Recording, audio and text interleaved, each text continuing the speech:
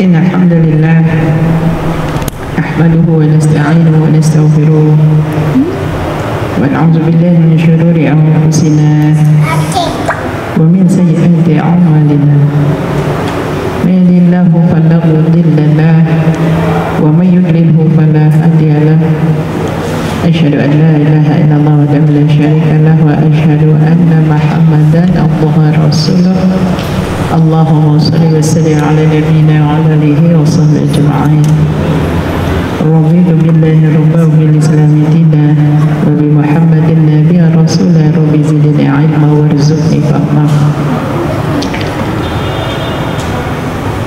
Jamaah kajian Tajuk Qal insyaallah dirahmati Allah, bersyukur kepada Allah Subhanahu wa taala atas limpahan rahmat karunia Allah, dimudahkannya kita oleh Allah untuk duduk dalam rumah Allah yang mulia ini dalam rangka mendekatkan diri kita kepada Allah Subhanahu wa taala melalui majlis ilmu. Salawat serta salam semoga selalu tercurahkan kepada junjungan kita Nabi Muhammad sallallahu alaihi wasallam. Jamaah rahimahullah, kali ini kita akan membahas persiapan kita, hal-hal yang harus kita pahami dengan benar sehubungan dengan ibadah kita di bulan suci Ramadan nanti. Tentunya ini kita lakukan tidak lain agar kualitas ibadah kita itu berbeda dari tahun yang kemarin. Ya, tidak boleh sama, harus ada peningkatan. Jangan sampai kita terkena pada hadis Rasulullah SAW, celaka orang yang hari ini lebih buruk dari hari yang kemarin. Nah, oleh karena itu ada beberapa hal yang harus kita pahami dengan benar agar apa yang dituntunkan oleh Rasulullah SAW sehubungan dengan kesempurnaan ibadah di bulan Ramadan itu bisa kita pahami dengan benar, kemudian bisa kita amalkan, dan insya Allah apa yang dijanjikan oleh Allah Subhanahu wa taala itu bisa kita dapatkan. Seperti hadis Rasulullah SAW, man shoma Ramadhana imanan wa ihtisaban ghufira lahu ma taqaddama min dzambihi. Kalau kita melihat dasar kita melakukan ibadah puasa itu apa sih? Apa dasar kita berpuasa?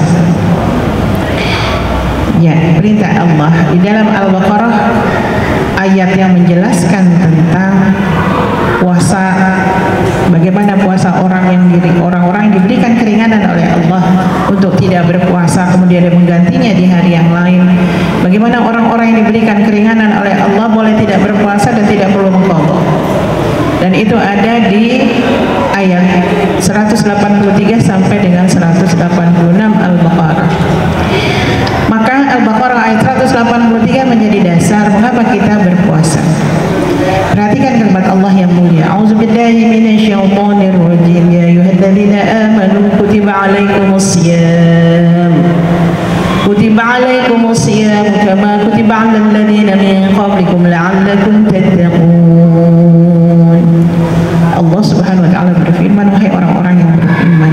Artinya kalimat yang mulia ini, kewajiban ini hanya diperuntukkan, diperintahkan, diwajibkan hanya untuk orang-orang yang beriman. Ya ayyuhalladzina amanu, bukan ya ayyuhan nas.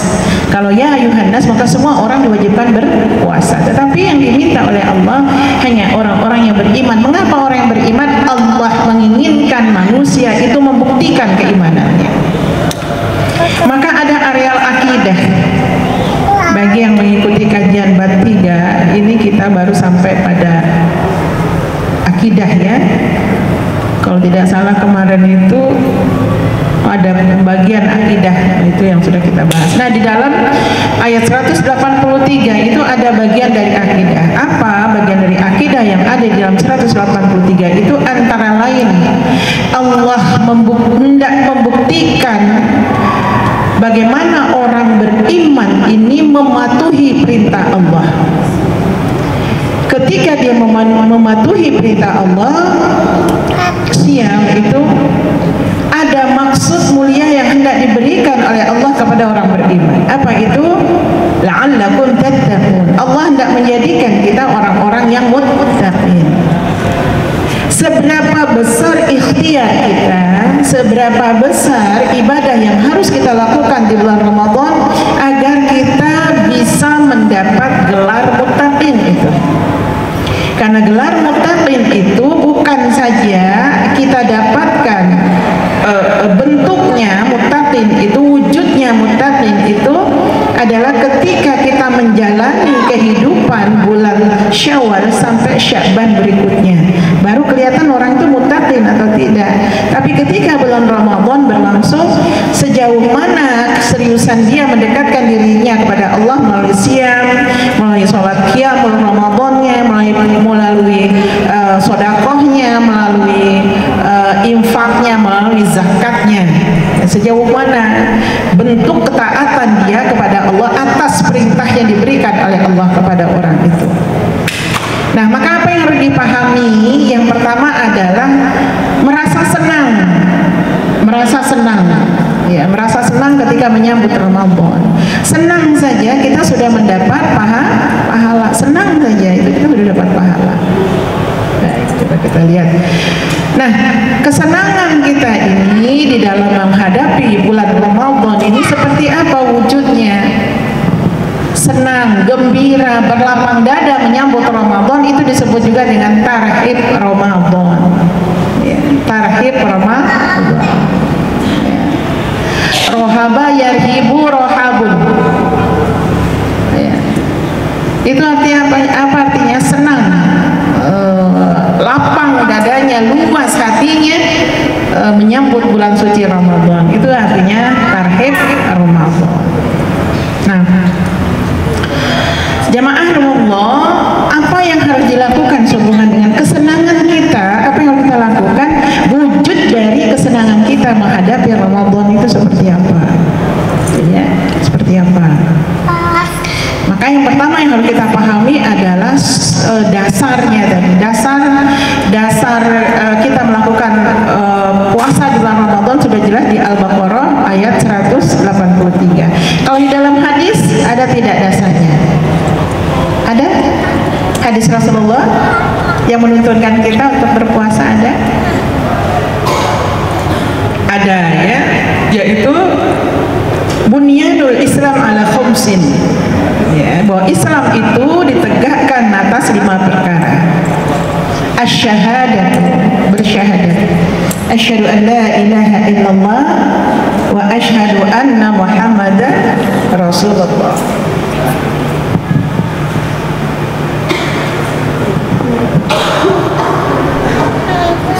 Kemudian yang kedua, wa iqamus shalah, menegakkan salat, wa ita'uz zakat, membayar zakat, wa shaum Ramadan wal hajj. Wa shaum Ramadan itu adalah pilar yang keempat untuk membuktikan kesempurnaan Islam kita. Maka di awal ayat itu, ya ayyuhalladzina amanu, hai orang-orang yang beriman. Itu yang Anda katakan tadi, ini adalah bagian dari area akidah kita kepada Allah, keyakinan kita kepada Allah dalam bentuk kita melakukan apa yang diwajibkan oleh Allah kepada kita sesuai dengan tuntunan Rasulullah SAW. Maka hadisnya tadi bunyanul Islam ala khumsin tadi itu. Ini menjadi dasar. Nah, ini yang pertama yang harus kita pahami dengan benar, apa dasar kita melakukan ibadah puasa itu. Sebelum masuk, kita masih berada pada tanggal berapa Sya'ban ya? 22 Sya'ban. Iya ya, 22 atau 21? 22 baik. 1. Nah, ini ada berapa hari lagi kita Sya'ban? Apa yang harus dilakukan persiapan kita? Sebelum kita lanjutkan pada bagian kedua, kita mundur dulu kepada persiapan sebelum Ramadan dulu, apa yang harus dilakukan.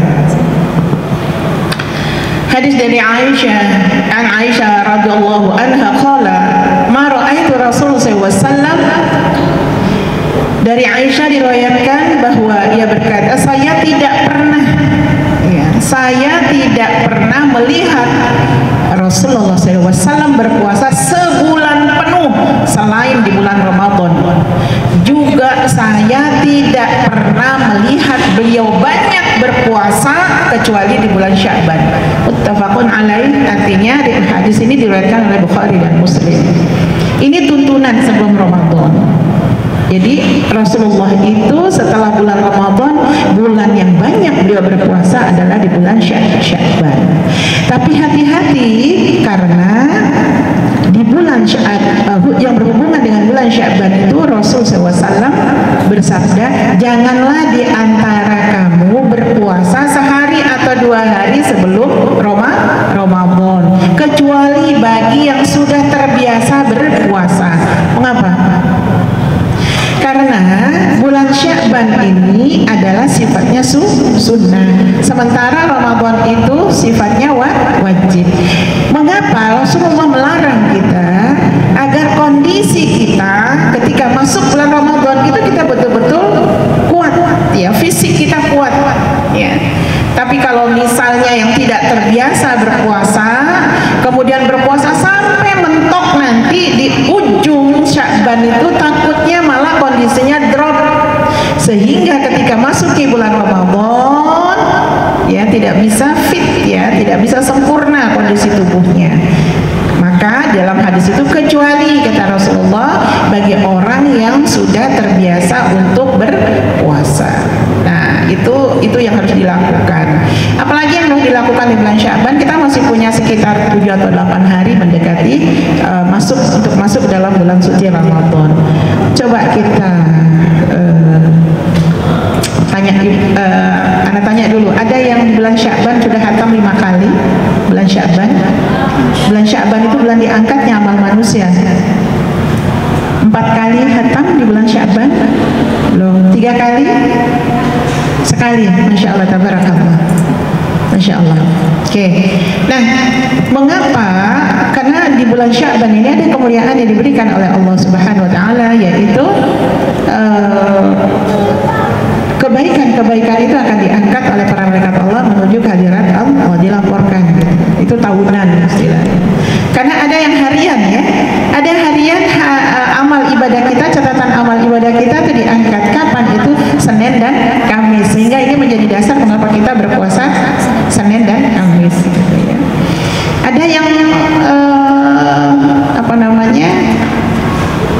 ada yang harian. Kalau tadi itu setiap pekan, Senin dan Kamis, berarti dalam sepekan itu 2 kali. Ada yang setiap hari itu habis subuh dan habis asar, seperti ini nih. Jadi insya Allah ketika antunah semua duduk dalam majelis ilmu, malaikat itu membawa catatan amal, kemudian Allah bertanya. Sementara Allah tahu apa yang dilakukan oleh hambanya. Apa yang dilakukan oleh hamba-hambaku setelah sholat asar? Mereka mengikuti majelis ilmu, ya Allah. Ini diangkat pahala kita, ya. Jadi mengapa banyak orang membuka kajian atau majelis ilmu ba'da asar? Karena bisa jadi dasarnya adalah setiap hari amal kita diangkat oleh para malaikat menuju kehadirat Allah, melaporkan kepada Allah. Ada yang tahu dan kapan itu? Sya'ban. Jadi mengapa kita banyak-banyak beramal ibadah? Baca Al-Quran. Apa kebaikan yang kita dapatkan kalau membaca Al-Quran? Terbiasa kita di bulan Sya'ban itu membaca Al-Quran agar nanti ketika masuk di bulan Ramadan kita tidak ini lagi, gitu, ya. Artinya tidak berat karena sudah terbiasa. Nah, nanti kita akan bahas selanjutnya tentang bacaan Al-Quran kita. Ini ada persiapan apa yang harus dilakukan di bulan Sya'ban. Banyak-banyak melakukan amal ibadah agar kesempurnaan kita untuk masuk ke bulan Ramadan itu bisa kita dapatkan. Kemudian itu tadi kita kembali ke materi tadi. Yang pertama, dasar kita melakukan puasa. Itu ada di Al-Baqarah ayat 183 sampai dengan 185. Kemudian ada hadis Rasulullah SAW, bunyanul Islam ala khumsin, tadi itu. Kemudian yang kedua, apa sih pengertian siam itu? Puasa itu apa? Ini harus diperbaiki pemahaman kita tentang puasa agar puasa kita tidak sama seperti tahun kemarin.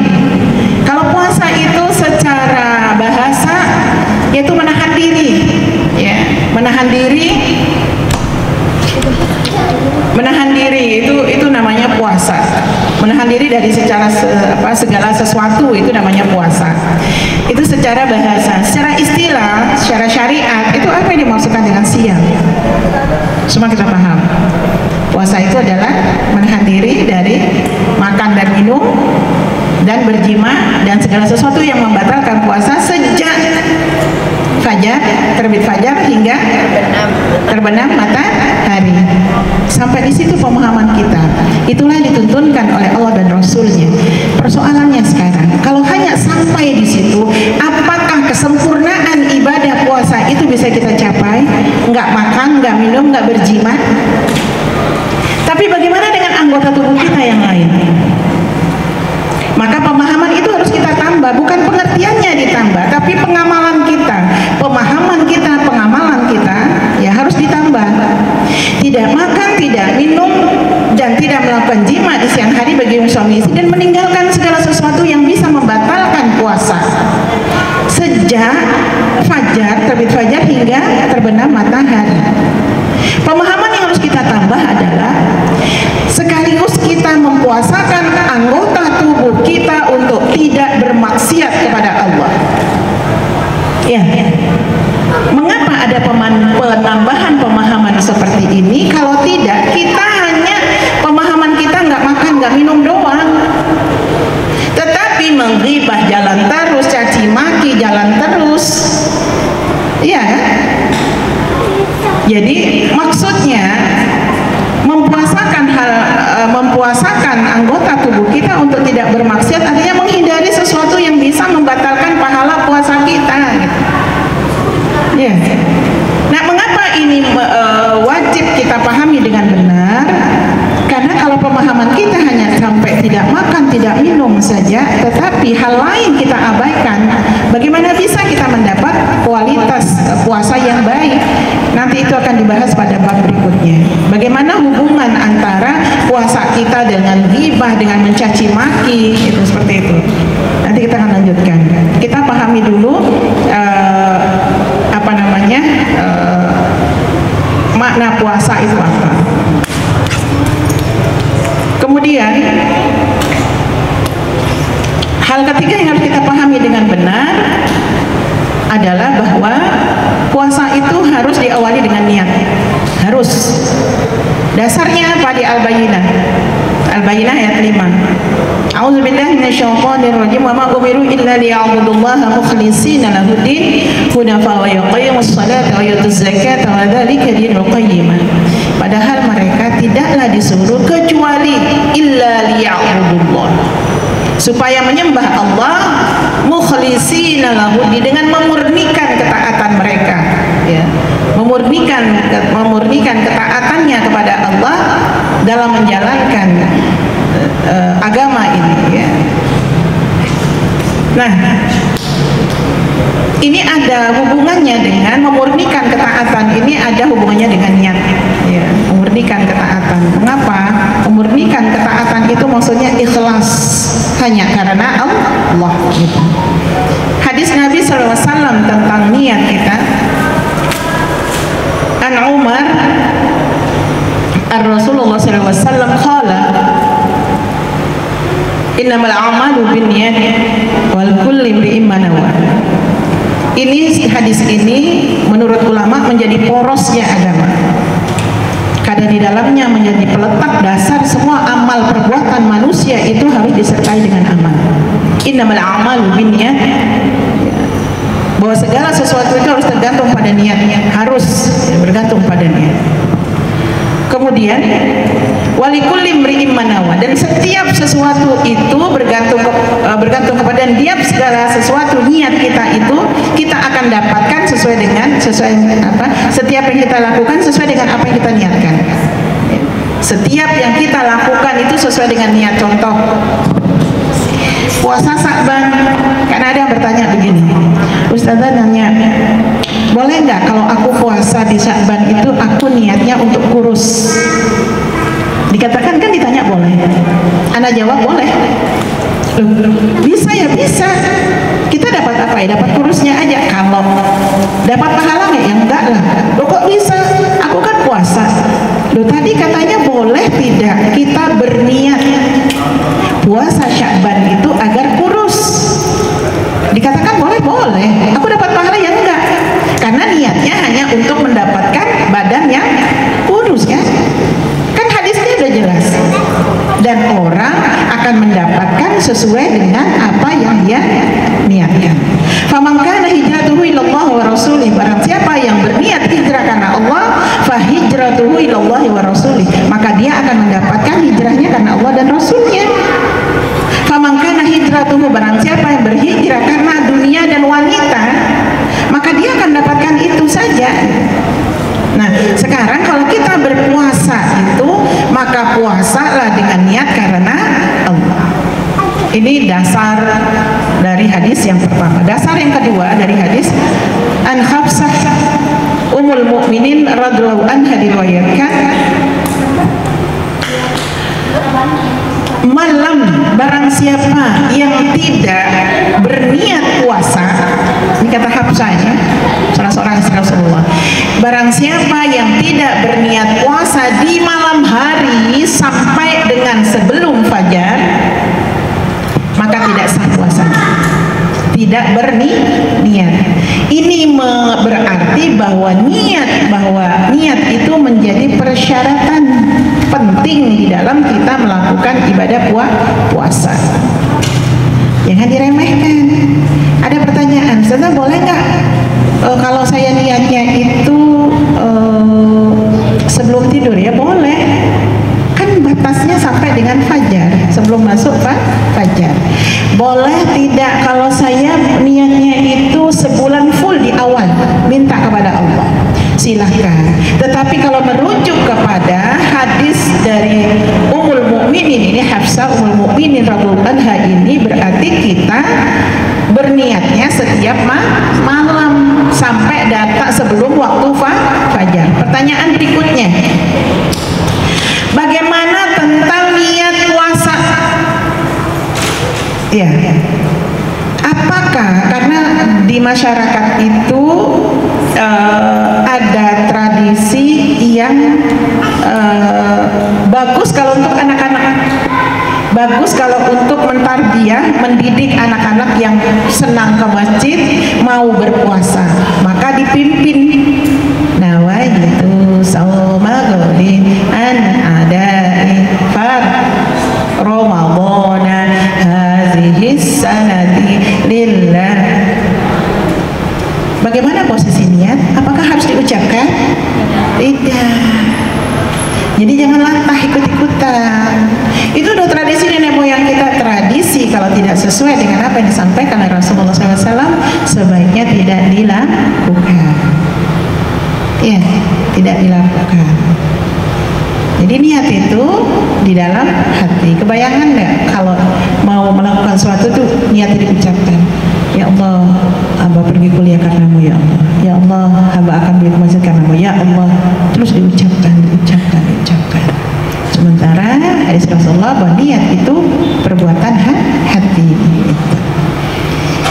Nah, itu tentang niat. Kemudian tadi tidak berniat puasa di malam hari sebelum fajar, maka tidak ada puasa. Kapan batas waktunya fajar itu? Fajar itu artinya subuh. Karena ada tuntunan lagi, ada panduan lagi.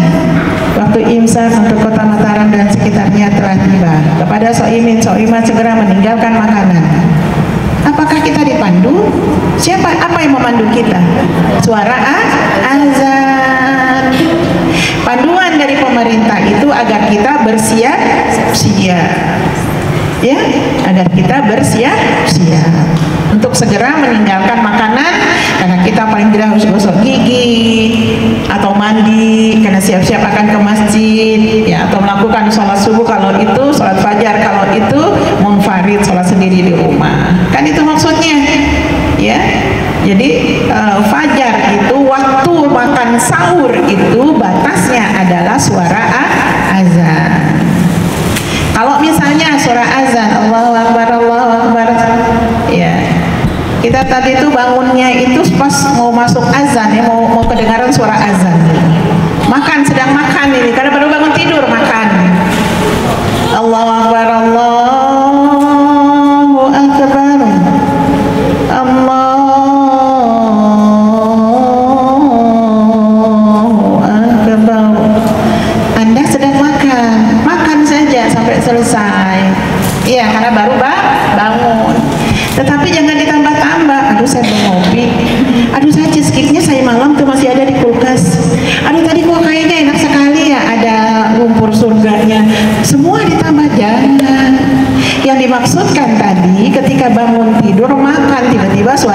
azan.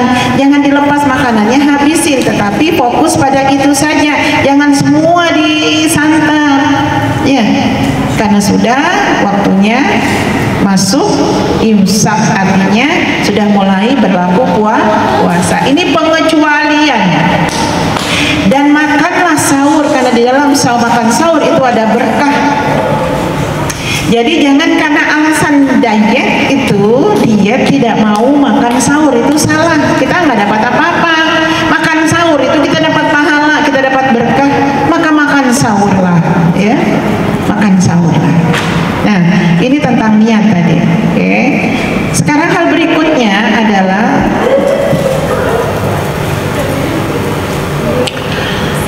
ada orang-orang yang diberikan, ada orang yang diwajibkan, ada orang yang tidak diwajibkan berpuasa. Ini kita perbaiki lagi pemahaman kita. Orang yang diwajibkan berpuasa Ramadan, semua muslimin muslimat yang sudah mukallaf. Mukallaf itu sudah berlaku pada dirinya puasa, dosa dan pahala. Dasarnya itu tadi pada hadis tadi, ya, hadis Bukhari dan Muslim tadi, ada Tirmizi, An-Nasa'i, ya. Al-Islamu bunyanul Islam ala khamsin, tadi itu dasarnya. Jadi itu yang diwajibkan puasa. Tapi ada orang yang tidak diwajibkan berpuasa dan wajib mengganti, mengqadha puasanya. Siapa itu? Perhatikan bab yang ini, jangan sampai salah pemahaman. Ada yang tidak diwajibkan berpuasa tetapi dia diwajibkan mengqadha. Siapa itu? Satu, orang yang sakit. Orang yang sakit biasa, tiba-tiba jantungnya ada masalah, tiba-tiba mahnya kambuh, itu boleh tidak, tetapi wajib mengganti. Yang kedua, orang yang haid. Yang ketiga, wanita nifas. Ya. Yang keempat adalah orang yang melakukan syafar, perjalanan, boleh. Ya, boleh tidak. Nah, tetapi mari kita melihat bagaimana orang yang diperingatkan oleh Allah,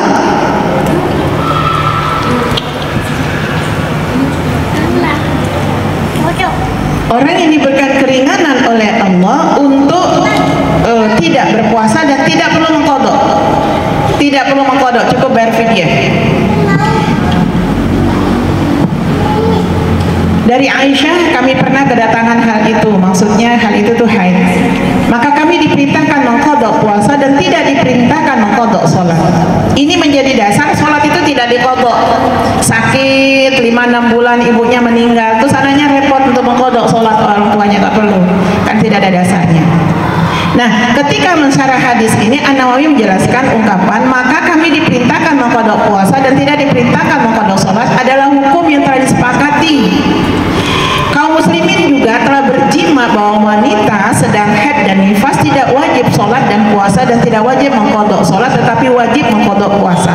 Ini dijelaskan lagi oleh Imam An-Nawawi. Nah, kita lihat orang yang diberikan keringanan. Satu, orang tua yang jelas sekali ketuaannya sampai dengan pikun, ya, itu tidak wajib puasa dan tidak mengqadha puasa. Kemudian yang kedua, diberikan dispensasi, maksudnya keringanan. Yang kedua adalah orang yang sakit menaun, ya, sakit menaun. Sakit menaun itu bed rest, ya. Ya memang sudah usia, ya. Kalau yang pertama tadi kan jelas kriterianya tua. Kalau yang ini, yang kedua ini, bahwa dia tidak diwajibkan puasa adalah orang yang sakit menaun itu bukan karena usianya, ya, walaupun dia masih remaja 20 tahun tapi sakit terus, ya, kronis, ya, kronis. Nah, itu nggak wajib puasa, tapi cukup dia membayar fidyah. Kemudian yang ketiga, perempuan hamil. Kemudian yang keempat, menyusui. Dasarnya Dan sabda dari Nabi sallallahu alaihi wasallam bahwa Rasul sallallahu alaihi wasallam bersabda, sungguh Allah yang maha perkasa dan maha mulia telah membebaskan puasa dan separuh sholat bagi orang yang bepergian, membebaskan puasa dan separuh sholat bagi orang yang bepergian, dan membebaskan pula dari puasa orang hamil dan orang menyusui.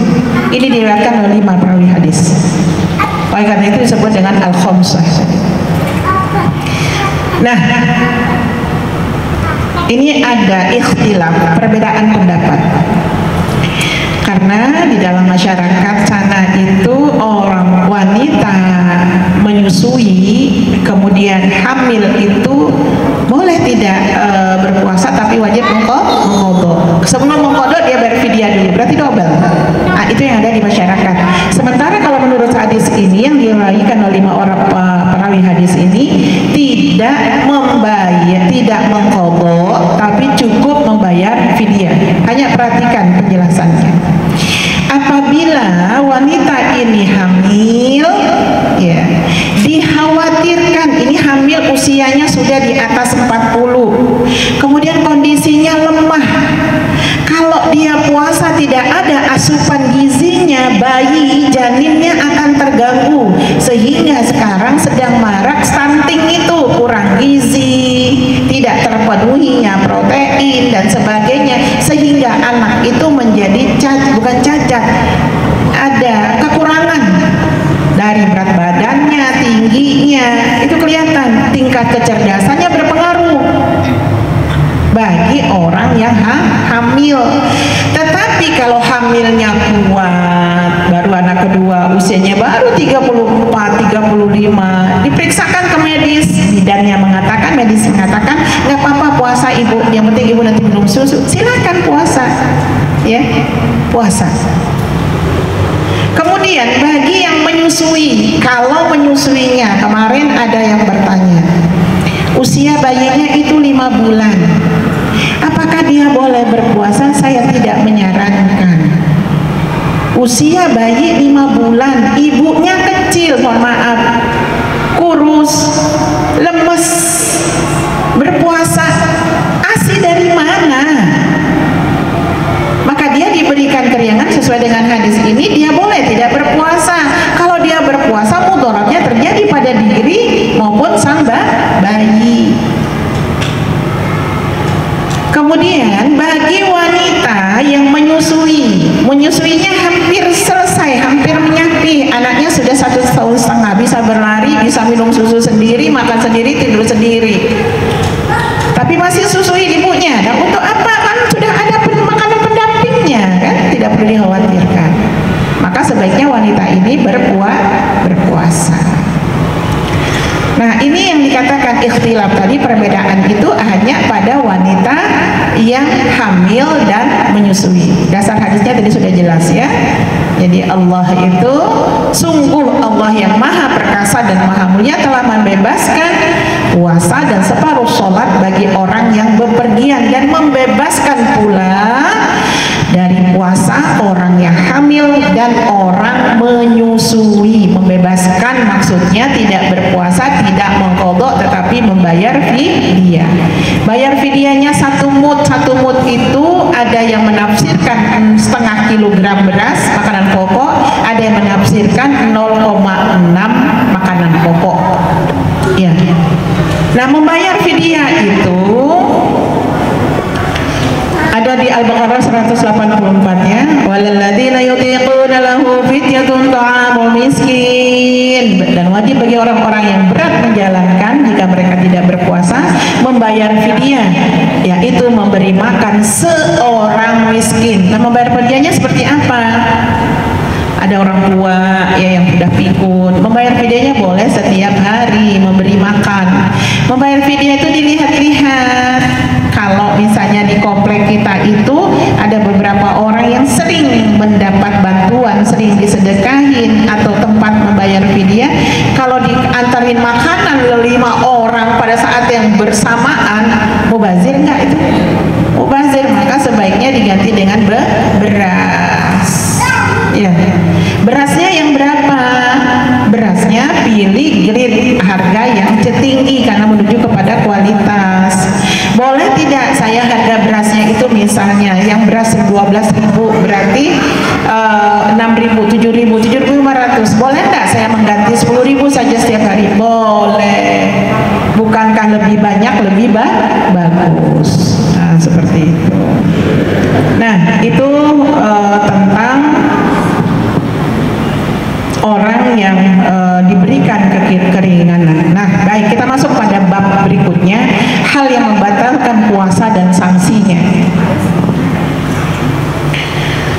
ada hal yang membatalkan puasa kita, antara lain tadi berjima di siang hari bagi yang berkeluarga.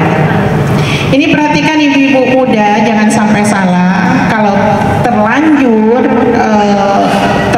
melakukan kesalahan ini, maka lihatlah petunjuk Rasul SAW. Ya, berjima di siang hari bagi suami istri dalam keadaan puasa. Ya, apalagi yang LDR begitu suaminya pulang nggak tahu itu pulang puasa apa enggak, udah paham itu, tapi karena namanya manusia, karena kurang ilmunya dan segala macam, akhirnya nafsunya yang bertindak, terjadilah sesuatu yang tidak boleh dilakukan. Maka kafarohnya apa? Tebusannya apa? Gitu. Hadisnya adalah suatu saat datang seorang laki-laki ke tengah majelis Rasulullah SAW yang mulia. Laki itu mengatakan, celaka Muhammad, celaka Muhammad, celaka Muhammad. Ya. Kemudian apa yang menimpamu? Ia berkata, aku mengumpuli istriku di bulan Ramadan sedang aku berpuasa. Maka bersabda Rasulullah SAW, apa engkau dapat menemukan budak yang engkau merdekakan? Ia menjawab, tidak. Ya. Nabi bersabda, mampukah kamu berpuasa 2 bulan berturut-turut? Ia menjawab, tidak. Nabi bersabda, mampukah engkau memberi makan 60 orang miskin? Ia menjawab, tidak. Salah seorang sahabat Rasul SAW, yaitu Abu Hurairah radhiyallahu anhu, berkata, orang itu berdiam di hadapan Rasul SAW ketika kami dalam situasi yang demikian. Ada seorang yang memberikan sekeranjang kurma. Waktu itu keranjang itu jadikan ukuran kurma. Sekarang kita liter beras atau timbangan 1 kilo 2 kilo gitu. Kemudian Nabi SAW bertanya, di mana orang yang bertanya tadi? Orang itu menyahut, aku di sini. Maka bersabdalah Rasulullah SAW, ambillah ini dan sedekahlah. Laki-laki ini berkata, apakah aku sedekahkan kepada orang yang lebih miskin daripadaku, hai Rasulullah? Demi Allah, tidak ada di antara kedua benteng dan 2 bukit hitam di Madinah ini kecuali aku yang paling melarat. Maka tertawalah Rasulullah SAW hingga nampak gigi tariknya. Kemudian beliau bersabda, berikanlah makanan itu kepada keluargamu. Artinya jamaah rahimahullah, ada grade, ya, ada hal yang harus ada tahapannya. Jadi kalau orang melanggar aturan Allah yang berat ini, maka dia harus membebaskan budak. Nggak ada budak sekarang, maka dia harus berpuasa 60 hari berturut-turut, ya, 60 hari berturut-turut. Kalau dia tidak mampu bukan 60 hari, 2 bulan berturut-turut. Kalau dia tidak mampu berpuasa, maka dia mengumpulkan 60 fakir miskin, beri makan. Ya. Nah, itu tentang hal-hal yang membatalkan puasa. Tapi coba kita lihat hal apa lagi yang membatalkan puasa. Rasulullah SAW bersabda, ini yang saya maksudkan tadi di awal, jamaah rahimahullah, bagaimana puasa kita, bagaimana kesempurnaan kualitas ibadah puasa kita. Rasulullah SAW bersabda, mohon diperhatikan hadis ini karena sering diremehkan, tetapi ini menghilangkan pahala puasa kita, bahkan kita berdosa. Barang siapa yang tidak meninggalkan perkataan bohong dan suka mengerjakannya, maka Allah tidak memandang perlu orang itu nggak makan nggak minum. Artinya Allah nggak memandang perlu dia itu puasa kalau dia berbohong dan suka mengerjakan bohong. Ingat, hati-hati ibu-ibu muda, ada kebohongan yang sering dilakukan setiap hari, bahkan punya anak kecil. Nanti anaknya diajak begini, nak, kak, nanti kalau ada yang cari Umi, bilang aja Umi lagi keluar, padahal Uminya tidur. Dianggap itu kebohongan biasa. Kalau ini dilakukan di bulan Ramadan, kata Allah, aku tidak memandang perlu, nggak usah puasa. Ini hadisnya. Kedua, kebohongan yang sering dilakukan, anak lari jatuh, langgar kaki meja. Terus ibu mengatakan apa? Sang ibu mengatakan apa? Ini nih kursinya yang nakal, nih kodoknya ini yang nakal. Ini nakal sekali kodok nih, sampai adik jatuh. Ini nakal nih kodok, ini nakal. Dipukul, bohong. Tapi dianggap dia biasa. Bagi yang berbisnis, ini berarti berapa harga jilbabnya? Aku ngambil untung banyak deh, Jeng. Benar. Ya paling 5.000 rupiah lah, benar. Aku nggak ambil untung, padahal bohong. Dia ngambil untung 15 sampai 20 ribu, itu bohong. Kata Allah, aku tidak memandang perlu orang itu puasa. Artinya apa? Kalau kita hanya puasanya nggak makan, nggak minum, tapi bohong jalan terus, ada artinya nggak? Nggak ada. Maka kita kembali ke materi awal, pemahaman kita tentang puasa itu apa? Ya, makan minum iya, tahajudnya luar biasa, Ramadannya luar biasa, tapi bohongnya jalan terus. Di pasar juga begitu. Bi, ini tomat berapa? Ini 30.000. Ih, kok mahal banget. Saya loh beli di sana kemarin tuh cuma 20.000 loh, Bu, bagus lagi. Bohong. Padahal dimaksudkan kebohongan itu agar orang ini menurunkan harga. Udah bohong. Maka kita kembali kata Allah, barang siapa yang tidak meninggalkan perkataan bohong, suka mengerjakannya, maka Allah tidak memandang perlu orang itu meninggalkan makan minumnya. Hati-hati kita dengan hadis ini. Dari Abu Hurairah radhiyallahu anhu diriwayatkan bahwa ia berkata, bersabda Rasulullah SAW, jika seorang di antara kamu berpuasa, maka janganlah berkata kotor pada hari itu, janganlah berbuat gaduh. Jika dimarahi seseorang atau dimusuhi, hendaklah ia berkata, saya sedang berpuasa. Ini sohib, ini sohib. Jangan berbuat gaduh, jangan berkata kotor, jangan nyempate. Ya, yang ngisi kandang binatang lah, yang sandal ciplik lah, yang disebut-sebut, jangan. Ya. Nah, ini hal yang membatalkan puasa kita. Tapi bukan berarti ketika melakukan itu gini, berbohong. Aduh, kata Ustazah, berbohong berarti Allah nggak memandang perlu puasa aku. Kalau gitu aku makan aja, plak makan. Bukan begitu. Tapi manusia diharapkan untuk istighfar dan tidak lagi mengulangi yang seperti itu. Karena nggak ada kualitasnya puasa kita.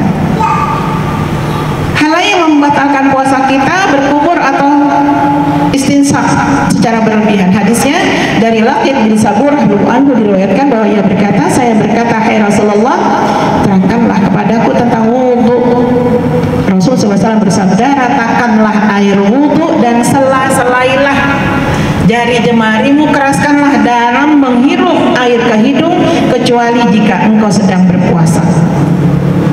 Yang terakhir yang bisa membatalkan puasa, mencium istri ketika syahwatnya tidak bisa dikendalikan, nggak boleh mencium. Tapi ada dasarnya. Dari Aisyah radhiyallahu anha diriwayatkan bahwa ia berkata, pernah Rasulullah SAW menciumku dan merangkul saya dalam keadaan berpuasa, tetapi beliau adalah orang yang paling mampu menahan nafsunya. Hadis riwayat Jamaah dan An-Nasa'i. Nah, itu beberapa hal rambu-rambu yang harus kita pahami dengan benar agar puasa kita tidak seperti puasa tahun kemarin. Ya, hati-hati dengan kata-kata kasar kita. Kalau ada khonimat kita, asisten rumah tangga kita, jangan berkata kasar. Bantu asisten rumah tangga itu agar ringan pekerjaannya. Jangan malah Ramadan ditambah-tambah dosa kita ya. Amalan-amalan yang dianjurkan berpuasa, satu tarawih atau qiyamul lail atau qiyamul Ramadan. Ya. Dari Abu Hurairah diriwayatkan, dia berkata, Rasulullah SAW menganjurkan sholat qiyami Ramadan kepada mereka para sahabat tanpa perintah wajib. Beliau bersabda, barang siapa yang mengerjakan sholat qiyami Ramadan karena iman dan mengharapkan pahala, niscaya diampuni dosa-dosanya yang lalu. Nah, ada dua pemahaman. Kalau orang yang tarawih itu semua aktivitas sholat malam itu disebut dengan qiyami Ramadan. Qiyami Ramadan.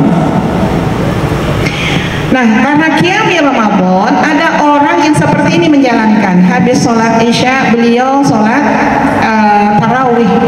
Tarawih itu sudah masuk ke dalam qiyamil. Qiyami artinya malam, ya, malam-malam. Qiyam artinya menegakkan malam, mengisi malam itu dengan sholat. Jadi habis sholat isya, beliau itu tarawih. Tarawihnya 1 rakaat itu 1 juz sampai 13 rakaat.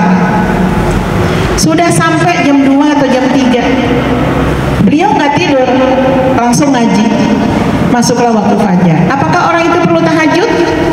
Tidak perlu, karena tahajud itu dilakukan setelah tidur. Jadi jangan heran kalau ada orang yang tidak tarawih, tidak tahajud, karena tahajudnya dia itu, karena qiyamul Ramadannya itu sudah dilakukan di awal malam.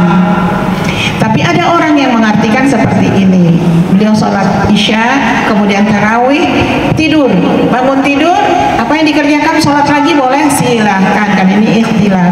Apakah boleh saya witir? Kalau sudah witir di tarawih, jangan lagi witir di tahajud. Dasarnya apa? Kata Rasulullah, tidak ada witir dalam 2 kali dalam 1 malam. Kemudian mengakhirkan waktu sahur dan mengawali berbuka.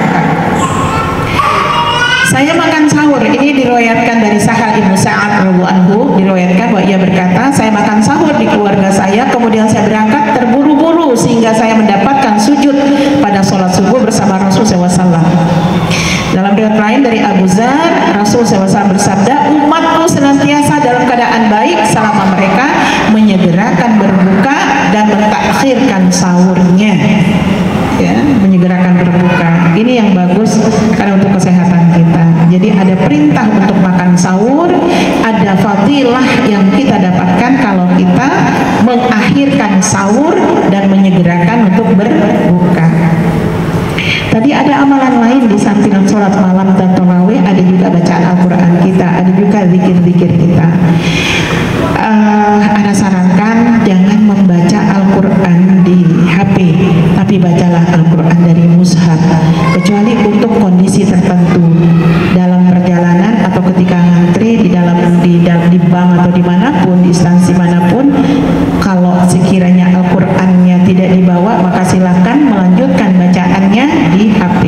Tapi kalau di rumah tidak dianjurkan membaca Al-Quran dengan HP, sebaiknya dengan mushaf.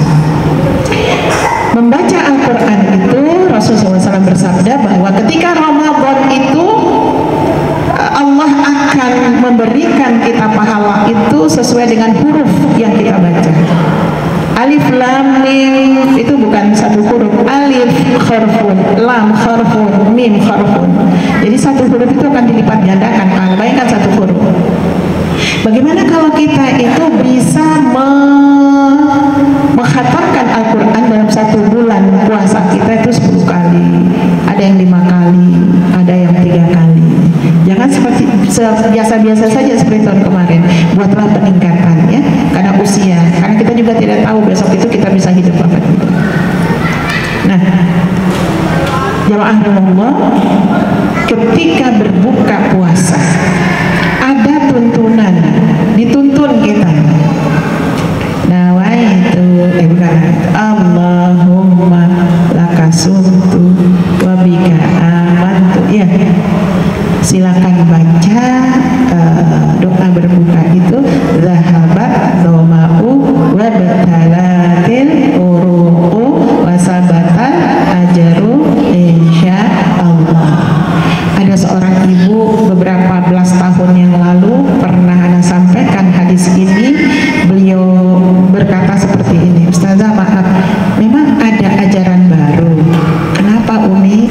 Kenapa doa berbuka puasanya diganti? Enggak diganti Umi, itu ada hadisnya.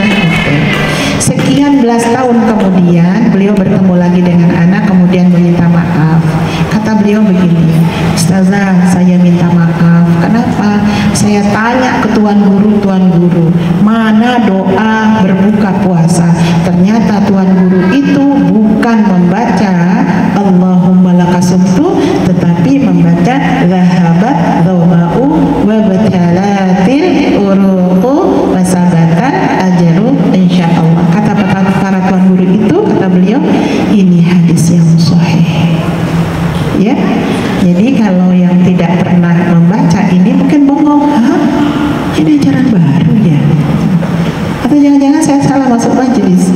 Dibuka lagi kitab hadisnya ya, agar ilmu kita berkembang, bertambah, dan kita banyak melakukan sunnah-sunnah Rasul SAW dari hadis yang makbulah.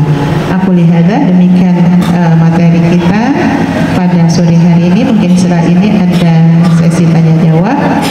Disilakan saya akhiri sementara. Assalamualaikum warahmatullahi wabarakatuh. Yang mau bertanya silakan.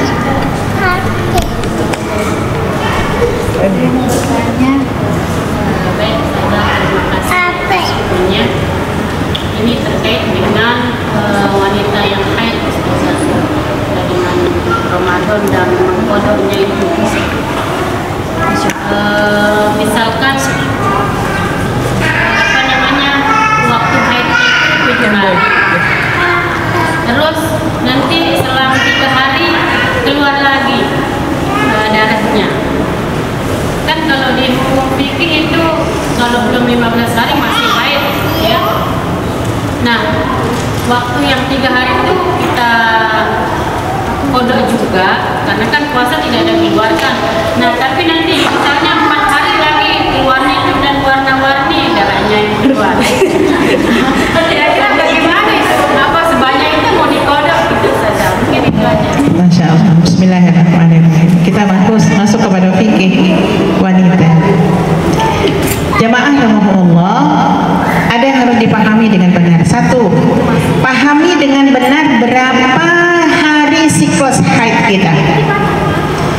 Mengapa? Karena ini sangat penting. Kebiasaan kita haid itu berapa hari? Ada yang 10 hari, ada 14 hari. Oke? Ini memberikan dasar untuk mengambil keputusan apakah itu darah istihadah atau tidak. Oke. Kedua, kenali karakteristik darah. Darah haid itu seperti apa? Baunya kan amis, seger keluarnya, merahnya.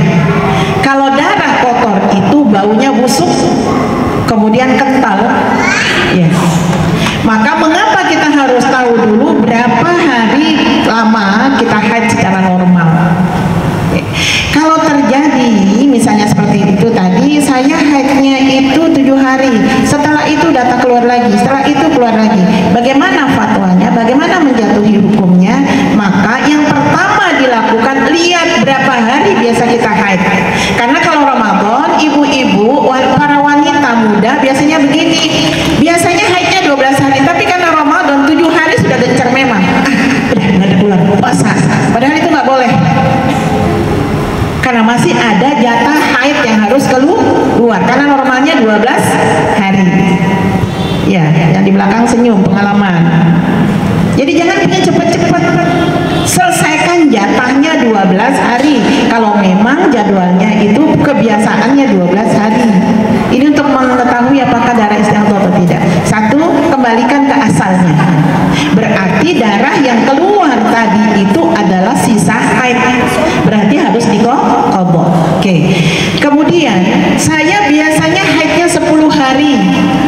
Tapi setelah 10 hari itu hari ke-9 berhenti, hari ke-12 keluar lagi. Ini masih dihitung haid sekalipun biasanya 10 hari atau 9 hari. Karena haid itu kali selisihnya sehari 2 hari, masih ada sisanya. Oke. Yang ketiga yang harus dilakukan adalah tanya kepada ahlinya atau medis. Karena secara medis dibuktikan, oh ibu gangguan hormon, ini ada gangguan di rahim. Darah itu bukan darah haid, Bu. Ini karena gangguan haid, karena gangguan rahim. Maka ibu itu mengkodok tidak berpuasa, boleh berpuasa karena itu adalah darah kotor, boleh berpuasa dan boleh sholat. Tapi untuk jatuh hukumnya seperti itu harus bertanya kepada ahlinya. Yang berikut harus dipahami dengan benar. Kapan darah itu disebut darah haid? Kapan dikatakan itu sudah bersih? Darah haid baru dijatuhi hukum darah haid kalau yang keluar itu darah. Biasanya sehari 2 hari menjelang haid yang keluar itu lendir apa darah? Flek-flek ya? Flek-flek merah atau bagaimana? Coklat biasa. Apakah itu darah? Tidak, itu kan flek biasa. Kapan keluar darahnya? Hari keberapa? Besoknya apa 2 hari? Kapan haid itu keluar? Karena yang namanya haid itu darah yang keluar. Yang keluar tanpa ada proses asbabnya. Itu haid, itu darah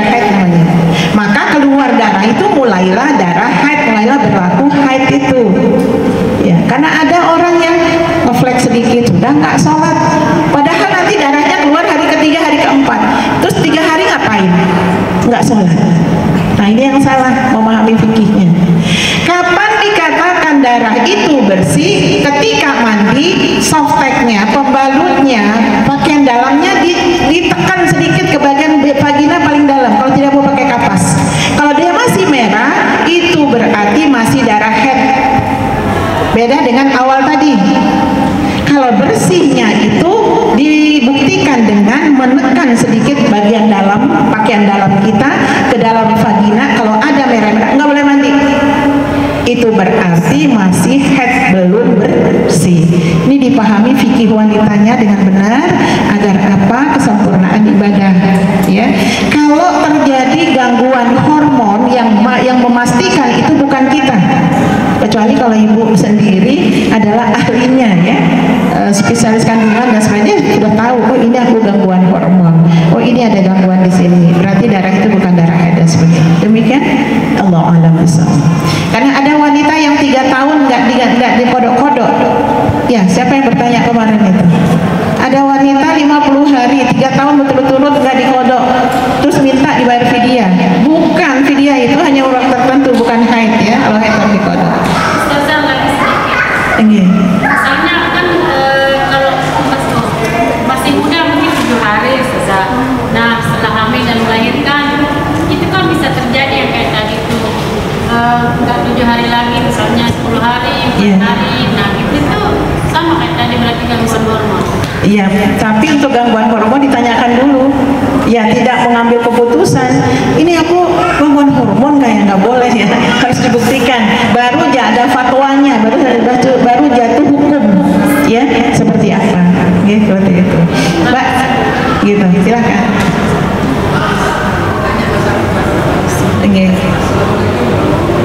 Waalaikumsalam warahmatullahi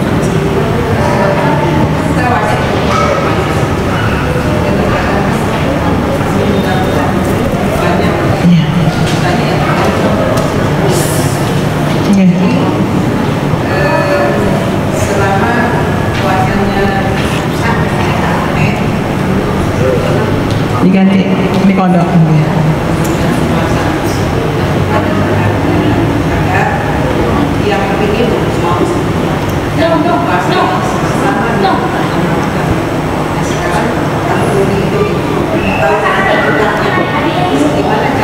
yang ini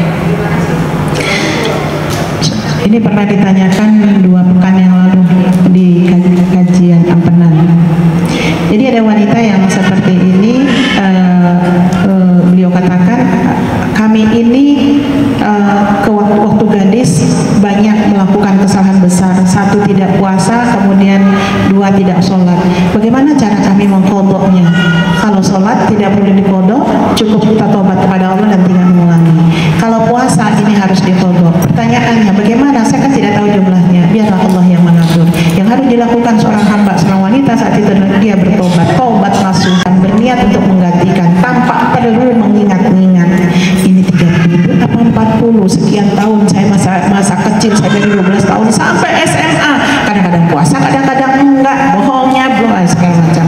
Bagaimana yang harus dilakukan tadi, kembali tadi atau bertobat, kemudian berazam untuk tidak mengulanginya, kemudian yang ketiga adalah berazam berniat untuk mengkodoknya. Cara mengkodoknya silakan puasa sunnah Musa dan Kamis, Yaumil Bid, silakan dengan niat adalah untuk mengganti kekurangan-kekurangan ibadah puasa kita. Seperti itu ya.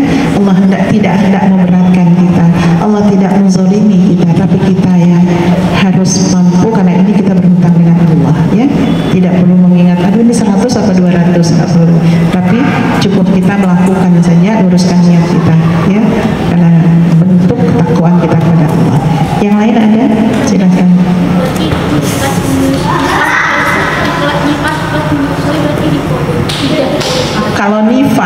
Kalau nifasnya, perhatikan, nifas itu ada babnya.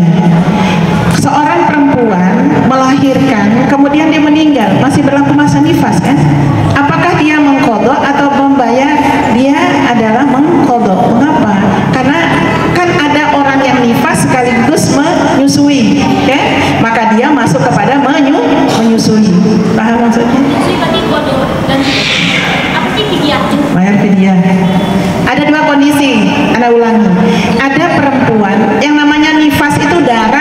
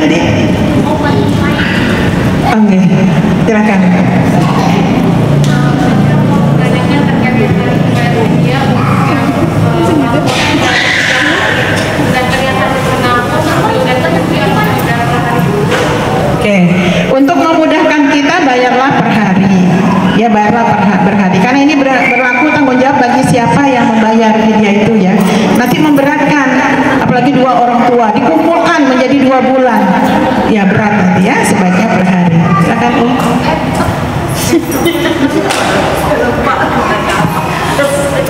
Iya, kalau di bulan Ramadan itu mungkin bisa dijelaskan sedikit saja tentang level dalam amalan ibadah kita.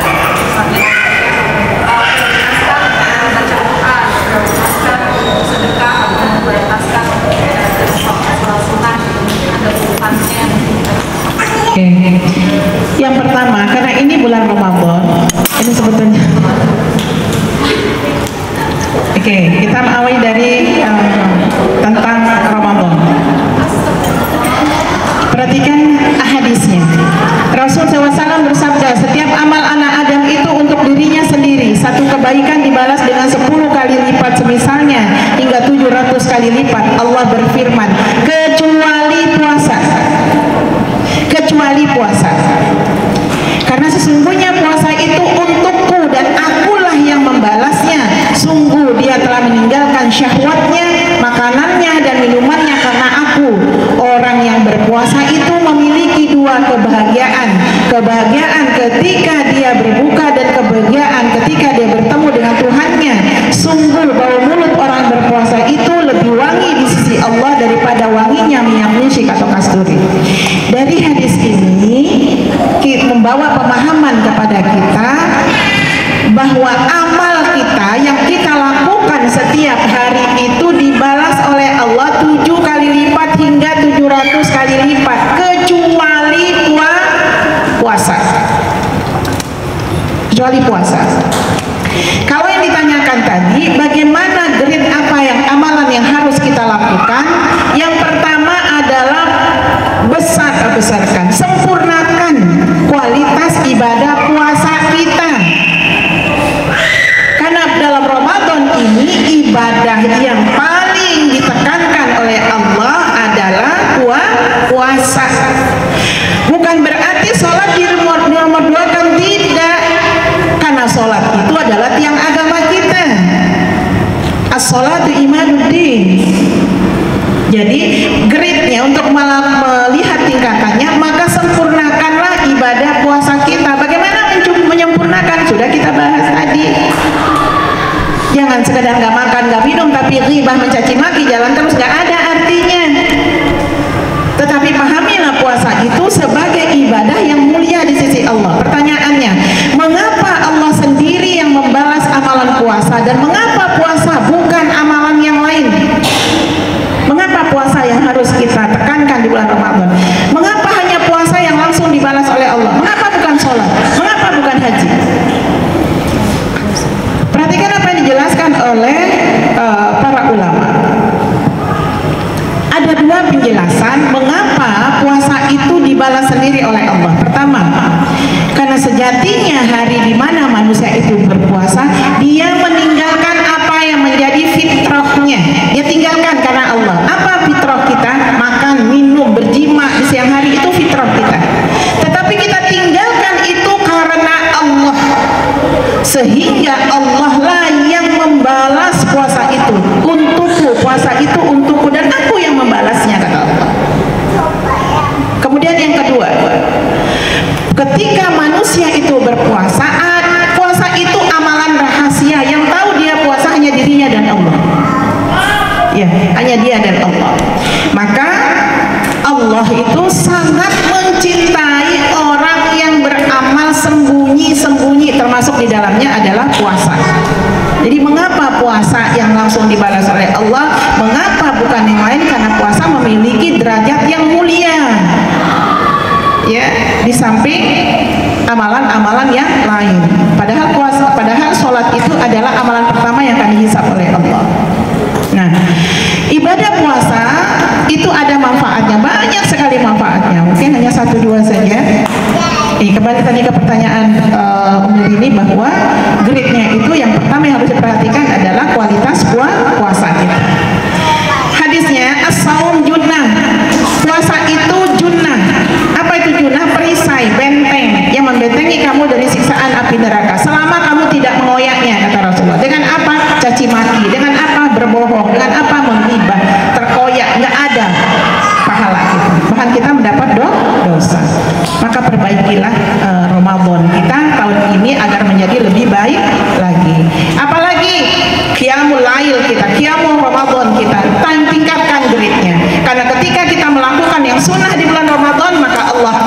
memberikan pahala seperti kita melakukan ibadah wajib. Demikian jawaban tadi atas pertanyaan yang terakhir. Nanti kalau ada silakan. Oke. Lupa itu tidak ada hukum bagi orang yang lupa, bagi orang yang pingsan, bagi orang yang tidur sampai ia sadar, sampai ia bangun. Ya, tidak ada anunya. Oleh karena itu ada orang yang berpendapat bahwa silakan berniat di awal bulan di 1 Ramadan itu setelah maghrib itu berniat untuk berpuasa 1 bulan. Kalau sudah berniat apakah boleh saya mengulang setiap hari? Boleh, ya. Kalau lupa itu nggak ada.